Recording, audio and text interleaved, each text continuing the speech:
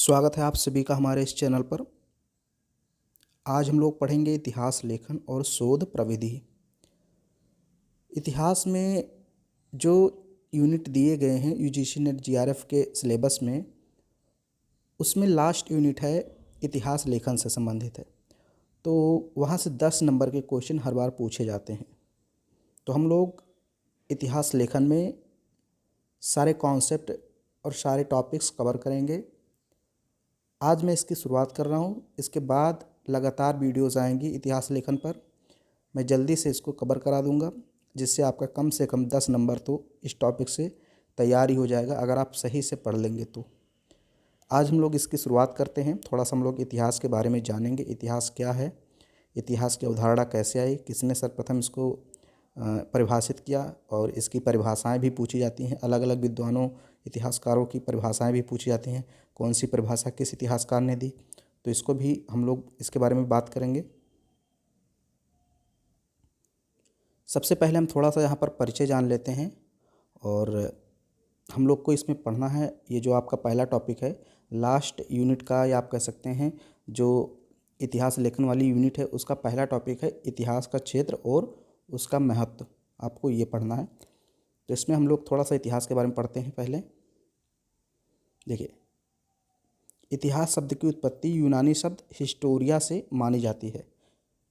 इसका अर्थ है विगत घटनाओं का विशेष और बोधगम्य विवरण। विगत घटनाओं का, जो बीत गई घटनाएं हैं, उसका विशेष और बोधगम्य विवरण ही इतिहास है।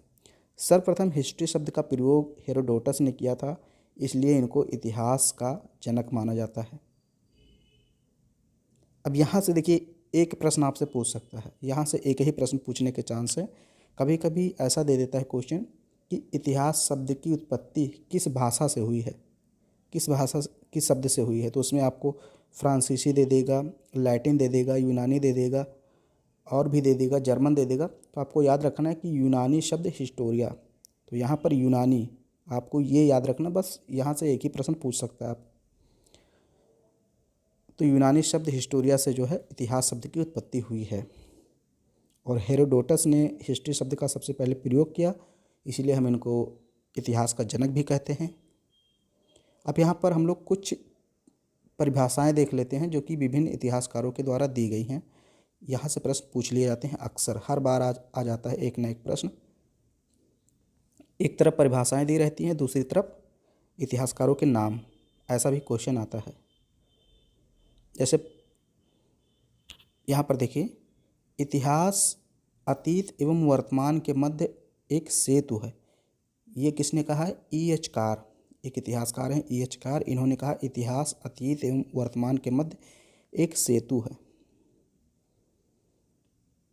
दूसरी परिभाषा देखिए, संपूर्ण अतीत मेरा अपना है और मैं व्यक्तिगत संतुष्टि के लिए इसका स्मरण करता हूँ। ये कहा है रेनियर ने, ये भी एक इतिहासकार है। संपूर्ण अतीत मेरा अपना है और मैं व्यक्तिगत संतुष्टि के लिए इसका स्मरण करता हूँ। फिर एक और परिभाषा है, समस्त इतिहास समकालीन इतिहास है। बेनेडिटो क्रोचे ने कहा है, बेनेडिटो क्रोचे। अगला है, इतिहास अपरिवर्तनीय रूप से एक कहानी है। इसको कहा है G.M. Trevelyan, G.M. ट्रेवेलियन। फिर है, समाज में रहने वाले मनुष्यों के कार्यों एवं उपलब्धियों की कहानी इतिहास है। समाज में रहने वाले मनुष्यों एवं कार्यों, समाज में रहने वाले मनुष्यों के कार्यों एवं उपलब्धियों की कहानी इतिहास है। तो ये कहा है हेनरी पिरेन ने। इसके बाद है, इतिहासकार का अनुभव ही इतिहास है। ये कहा माइकल ऑक्सफोर्ड ने। तो इसको आप अगर एक एक दो बार पढ़ेंगे तो आपको ये याद हो जाएगा। और अगर और भी कथन आपको देखने हैं तो मैंने इस पर एक वीडियो बना रखा है, विभिन्न इतिहासकार और उनके कथन। एक वीडियो आप सर्च कीजिएगा हमारे इसी चैनल पे, उसमें मैंने जितने भी अभी तक प्रश्न आए हैं और जो भी आने की संभावना है जिनकी, उनको सबको मैं एक साथ दे दिया हूँ उस वीडियो में, विभिन्न इतिहासकारों उनके कथनों को। तो उस वीडियो को आप देख लीजिए, तो वहाँ ढेर सारे कथन और इतिहासकार आपको मिलेंगे। यहाँ मैंने कुछ परिभाषाएं और उनसे संबंधित उनके इतिहासकार बताए हैं।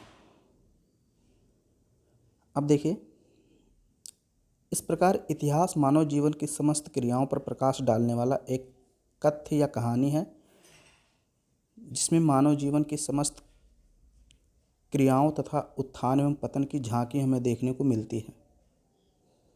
दूसरे शब्दों में हम कह सकते हैं कि जो घटनाएं भूतकाल में घटी हैं और जो निश्चित तथा सत्य हैं, उन्हीं के क्रमबद्ध एवं विवेचनात्मक विवरण को हम इतिहास कहते हैं। मतलब जो भी घटना भूतकाल में बीत चुकी है, हो चुकी है और वो निश्चित है, सत्य है, हम विज्ञान के माध्यम से अगर उसको सिद्ध कर लेते हैं कि हाँ अगर ये सही है, तो उन्हीं सारी घटनाओं का क्रमबद्ध और विवेचनात्मक विवरण इतिहास कहलाता है। अगर वो सत्य नहीं है तो फिर वो इतिहास नहीं कहा जा सकता उनको। तो ये सब ध्यान से पढ़े, क्योंकि कथन और कारक में इस प्रकार के क्वेश्चन अक्सर पूछ लिए जाते हैं। इतिहासकार फ्रीमैन महोदय ने संकीर्ण अर्थ में इतिहास की परिभाषा करते हुए कहा, इतिहास अतीत के राजनीति के सिवाय कुछ भी नहीं है और राजनीति वर्तमान के अतिरिक्त कुछ नहीं है। मतलब फ्रीमैन है, इन्होंने बहुत छोटी सी परिभाषा, एक लिमिटेड वे में इन्होंने परिभाषित किया इतिहास को, बहुत छोटे क्षेत्र में। इन्होंने कहा कि जो इतिहास है वो बस राजनीतिक इतिहास है, यानी वंशों का इतिहास, राजा महाराजा और उन्होंने जो कार्य किए, यही सब इतिहास है फ्रीमैन के अनुसार। ये इन्होंने एक संकीर्ण परिभाषा दी, बहुत लिमिटेड वे में इन्होंने परिभाषित किया इतिहास को, कि जो इतिहास है वो बस राजनीतिक इतिहास है। लेकिन व्यापक अर्थों में इतिहास का क्या मतलब है? व्यापक अर्थों में इतिहास वह सामाजिक शास्त्र है जो हमें भूतकाल के लोगों के राजनीतिक, सामाजिक, आर्थिक, धार्मिक और सांस्कृतिक जीवन का परिचय देता है। यह है व्यापक अर्थों में इतिहास का अर्थ।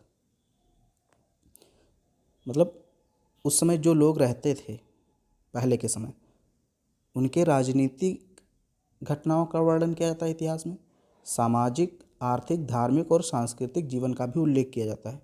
लेकिन फ्रीमैन ने सिर्फ और सिर्फ राजनीतिक बताया, नहीं संकीर्ण रूप से उन्होंने परिभाषित किया।